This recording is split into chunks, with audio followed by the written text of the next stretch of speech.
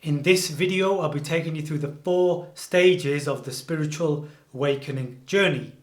So I hope this serves as a map or a guide that helps you transition from each stage to the next by really helping you define where you are right now. When you know what's to come, it's like you can prepare for it. You can make a pathway to get there when you know. It's like going from A to B.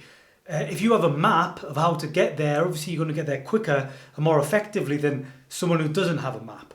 So I really hope this video helps serve you in that way. And I really broke it down quite simply, like into 4. I didn't want to overcomplicate it. That's why there's only 4 stages. You could really make it into more, but I felt like 4 was just simple and easy to follow, right? And I can only really take you kind of as far as I've gone. So if you are further than me, then I don't know if there's anything that I can help you with. But I hope this will serve a lot of people who are on this journey. Before we get into this, I'd just like to say that if you are new to the channel and you're serious about changing yourself and your life, I'd like to welcome you to subscribe and hit the bell notification so you're notified every time that I do upload a new video. So let's get straight into this. Before I get into these individual stages, I would just like to explain all of the 4 stages together, just to let you know what they are and what's to come. So the first stage is what I call sleeping. Stage 2 is waking up. Stage 3 is separating out. And stage 4 is reintegration.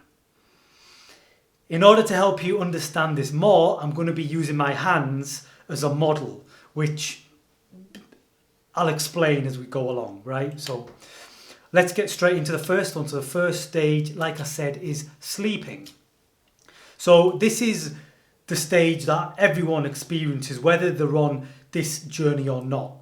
Sleeping is when we're living from ego mode, when we literally feel separate, like it's me against the world. Survival of the fittest. I've got to go out into the world and do whatever I can to get ahead. No matter whose toes I step on, I'm literally a product of my conditioning. I don't know any different. I really believe this ego is who I am. And like I've said, everyone starts at this place. If you are on this journey and you're watching the video, then you're probably not on stage 1. This is for people who are totally unconscious of anything other than this egoic reality. So let's quickly transition on to stage 2, which, like I said, I call waking up. So now I'm going to introduce this model using my hands. So let's imagine that this hand is the matrix or reality. This hand is you. Now, in stage 1, you're asleep. You're fully joined, let's say, to reality. You don't know there's anything different. You feel like this is everything. Totally unconscious. In stage 2, this part that is you starts to wake up. What this means is that you literally you're twitching. You want to break free. You're still very much part of the matrix though. That's the most important thing to understand at this stage, is that you're very much a part of it, but you're starting to wake up. So what this looks like is that you start to ask questions about yourself, about reality. Oftentimes, there's some event that can trigger you to start asking these questions. Some common ones may be you have a bad breakup, or you lose your job, you have some health scare, or you lose a lot of money. Something like this can get you to kind of start asking these questions, like, why did this happen to me? Other things that can kind of trigger you to wake up are struggle. Maybe you've been trying to change your life, but you just feel like you're plodding along and nothing much ever changes. You see other people and you look at others and they seem to be making progress. You feel like you're doing the same things, but you're just not making the progress that these people are making. So that forces you to really start looking inward and start asking questions about why you are the way you are. You may start reading spiritual books or start watching spiritual videos.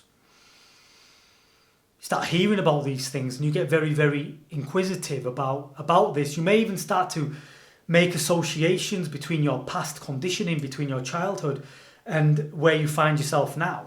You may start to see how that stuff that happened to you has in some way limited who you are today. And this questioning can really set you on the path. This is also the stage, I feel, where people get stuck in the dark night of the soul.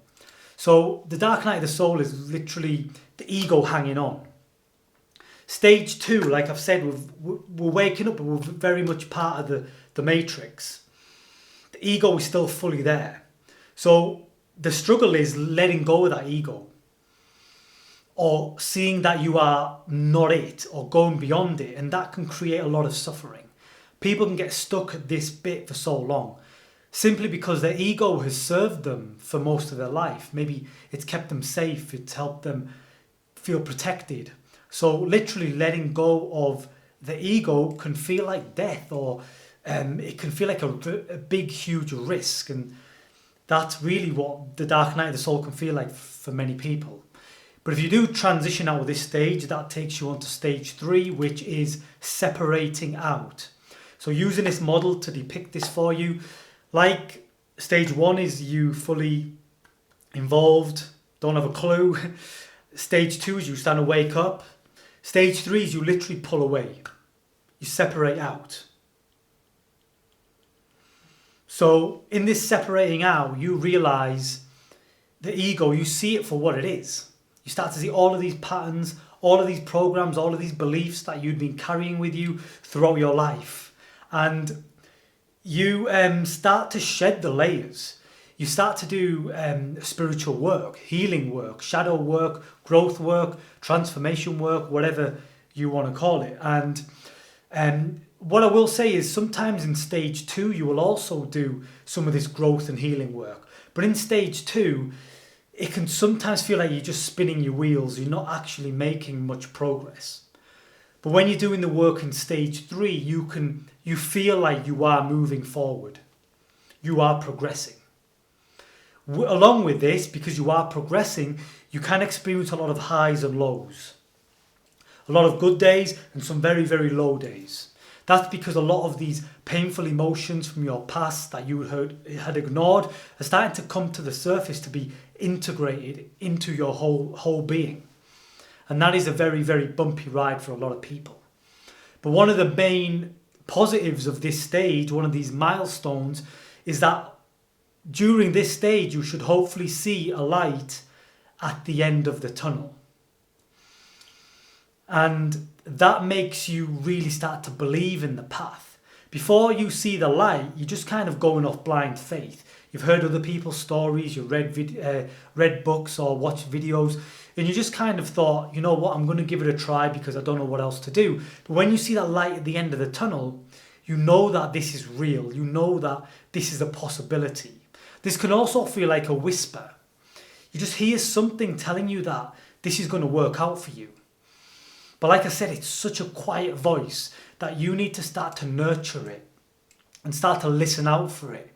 The more you do that, the louder it gets. The louder it gets, the more you can follow it.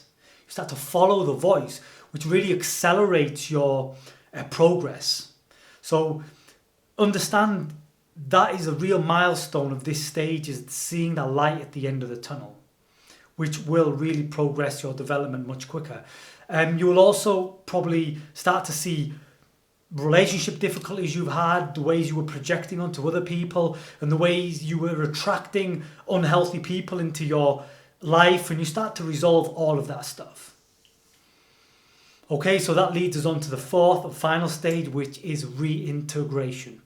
So what this looks like, again, using this model, so stage 1 is you there, stage 2 is trying to pull away, stage 3 is you literally pull away, see the ego for what it is, and in stage 4 you reintegrate. But the difference here is you don't go all the way back. There's a space. You live life now with a certain sense of detachment, and that's really the power of this stage. one of the biggest powers of spirituality itself. You live from a place of non-attachment. That doesn't mean you don't take part in the play of form and living the type of life you want to live and having the type of experiences you want to have, but you understand that nothing in the world can really impact you. You become untouchable in the sense that you're not a victim to anything anymore. No one can make you feel worthless because you know what your worth is. If you fail or succeed, it doesn't really have any impact, any deep impact on your sense of self, because you've literally found that true self, which is beyond ego. That doesn't mean the ego is gone. The ego is simply being tamed at this stage. You very much still have an ego. The ego still needs to be worked on constantly because it does have a tendency to kind of keep coming back. Some other things you'll recognize at this stage is that you will literally feel forgiveness for anyone who has done wrong in your life. You'll heal, you'll let them go through forgiveness. You'll forgive yourself. You'll start to become a more whole person. All of the shadow aspects that you had suppressed, you will have reintegrated, or you will be reintegrating. You'll also be reintegrating your masculine and feminine energies. So you're becoming really an integrated person. And with that sense of detachment, just bringing it back to that, you'll also have access to your full creative powers. Because when we're not attached, that's when we're really powerful creators. When we're trying to create through ego, we're very limited. But at the same time, you're not attached to whatever you create. Again, this is another very important thing to understand, because by this stage, you become a channel for something greater to come through you. You understand your talents, gifts, purpose, and you allow this consciousness, this energy to flow through you and to create through you. Through your talents, through your purpose, through your gifts. And the more you get out of the way of this conscious flow, the more magnificent things will literally be created through you. The trick here is not to get identified with whatever comes through you. This is harder than it sounds. Something that I heard from Joe Dispenza actually, he's like one of my role models, and he said how people are shocked when they meet him because he's very humble and down to earth. And sometimes they would expect him to be, I don't know, like he's up here and other people are down here. But he said that he spent so much time letting go and overcoming his ego. Why the hell would he want to be arrogant and bring that ego back? So whatever happens, great things happen to you. Do not get attached to them. Just enjoy that experience as fully as possible, then let it go. And then the next amazing thing will come through you as well. That's the great thing about it. The less you identify with form, the better. But I think this is something, it's kind of a skill, because if new things are coming in your experience, amazing things, the ego will naturally want to attach to them. And the final point I want to make is you literally start to see reality for what it is. You feel a sense of oneness with everything. You treat people with the love and the compassion that you want to betray yourself with. Naturally, that strengthens your relationships. You become a fully integrated and quite a powerful person. Your awareness and consciousness increases drastically.